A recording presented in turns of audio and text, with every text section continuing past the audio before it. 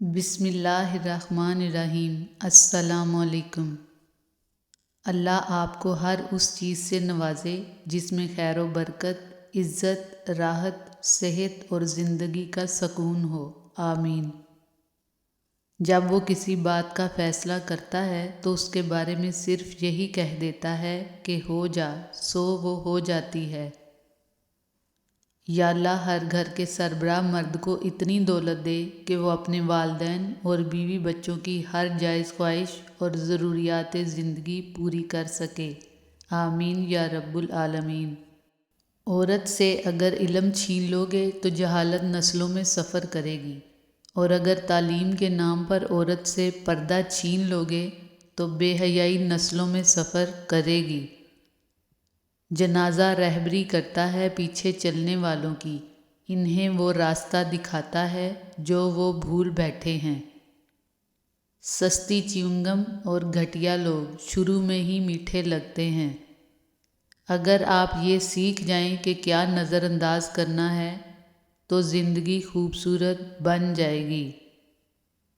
رشتے پرندوں کی طرح ہوتے ہیں، اگر آپ مضبوطی سے پکڑیں گے تو وہ مر جائیں گے، اگر آپ ڈھیلے پکڑتے ہیں تو وہ اڑ جاتے ہیں، لیکن اگر آپ احتیاط سے پکڑیں گے تو وہ ہمیشہ آپ کے ساتھ رہیں گے۔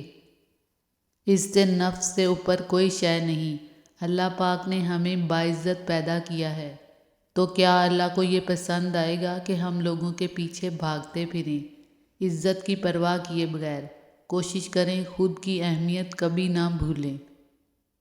سمجھداری کی باتیں دو طرح کے لوگ کرتے ہیں، ایک زیادہ عمر والے، دوسرا جنہوں نے کم عمری میں زیادہ مشکلات دیکھی ہوں۔ رب کا خوف بھی نعمتوں میں سے ایک بہت بڑی نعمت ہے، اور اس کا ادراک بڑی خوش نصیبی کی بات ہے کہ یہی ادراک انسان کو صراط مستقیم پر قائم رکھتا ہے۔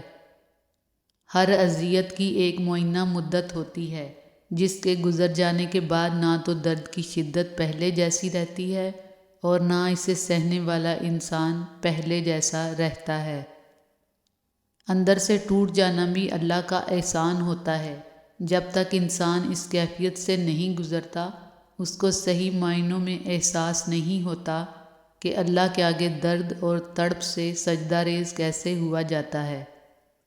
غیروں نے اپنا کہا، اپنوں نے چھوڑ دیا، دوست جس کو کہا اس نے دل توڑ دیا، مان جس پہ کیا اس نے تنہا چھوڑ دیا، دل ٹوٹا اتنی بار کہ ہم نے اعتبار کرنا چھوڑ دیا۔ ہم نے اخلاق کے شیشے میں لہو پیش کیا، پھر بھی لوگ منافق تھے، منافق ہی رہے۔ فکر نہ کرو، میں ہر مشکل میں تمہارے ساتھ ہوں۔ معذرت کے ساتھ یہ جملہ کثرت سے وہ لوگ بولتے ہیں جو وقت پڑنے پر کبھی بھی دستیاب نہیں ہوتے۔ مسلسل اہمیت دینے کے باوجود بھی اگر رشتے بے قدرے اور بدمزاج رہیں تب رہنے کی بہترین جگہ اپنی حدود ہیں۔ دنیا کی سب سے خوبصورت بات جب آپ گھر سے نکل رہے ہوں اور والدہ سر پر ہاتھ رکھ کر کہیں، اللہ کے سپرد۔ ماں حیات ہو تو دعاؤں کا کسی اور سے کہنے کی ضرورت ہی کہاں رہتی ہے۔ زندگی کا کوئی بھروسہ نہیں، ہر سانس کے ساتھ استغفار کیا کریں اور دعا کیا کریں ہماری موت حالت ایمان میں ہو، اللہ پاک ہم سب کے گناہوں کو معاف کر دے، یا اللہ ہمیں مرتے ہوئے کلمہ نصیب کرنا، آمین۔ کبھی کبھی آپ کو اپنی سمت تبدیل کرنے کی بھی ضرورت ہوتی ہے۔ کئی دفعہ برداشت تمام مسائل کا حل نہیں ہوتی۔ تم نے جلتے دیکھے ہیں جنازے ارمانوں کے، ہم نے کھلے عام جلایا ہے اپنی خواہشوں کو۔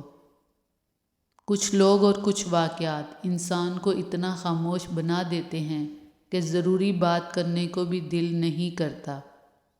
لوگوں کو وقت دیں، موقع دیں، عزت دیں، حال پوچھیں، قدر کریں، دل میں رکھیں، لیکن کسی سے تعلق کی بھیک نہ مانگیں۔ کسی کی سے نفس مجروح کرنے کے بعد ہماری سوری اتنی ہی اہمیت کی حامل ہوتی ہے جتنی اس ٹوٹی ہوئی سڑک کو جوڑنے کے لیے اس ٹیپ کی ہے۔ رشتے اگر بکھر جائیں تو آگ لگانے والے بڑھ جاتے ہیں۔ زہریلے تعلقات کو کاٹ دینا ہی بہتر ہے، سانپوں سے حسن سلوک موت ہے۔ سکولوں کالجوں کے نصاب اور اساتذہ پہ نظر رکھیں، یہ آپ کی آنے والی نسل کو سیکولر بنا رہے ہیں۔ تمہارے بعد یہاں کون جینے والا ہے؟ تمہارے بعد یہاں زندگی نہیں ہوگی۔ ہزار جذبوں سے معتبر ہے اداس آنکھوں سے مسکرانا۔ بعض دفعہ ہمیں ایسے گناہوں کا مرتکب ٹھہرا دیا جاتا ہے جو ہم نے کیے ہی نہیں ہوتے، اور ہم چاہ کر بھی ان گناہوں کے داغوں کو اپنے دامن سے دھونے میں ناکام ہو جاتے ہیں۔ وقت نے ایک بات سکھائی ہے، ہر تعلق رشتے ناطے تب تک زندہ ہیں جب تک آپ دوسروں کے معیار اور توقعات پر پورا اترتے ہیں۔ لوگ بھول جائیں گے مگر اللہ نہیں بھولتا، نہ آپ کی نیکی نہ لوگوں کی زیادتی۔ اگر کبھی کسی چیز کا غرور آنے لگے تو ایک چکر قبرستان کا لگا آیا کرو، وہاں آپ سے بھی بہتر انسان مٹی کے نیچے دفن ہیں۔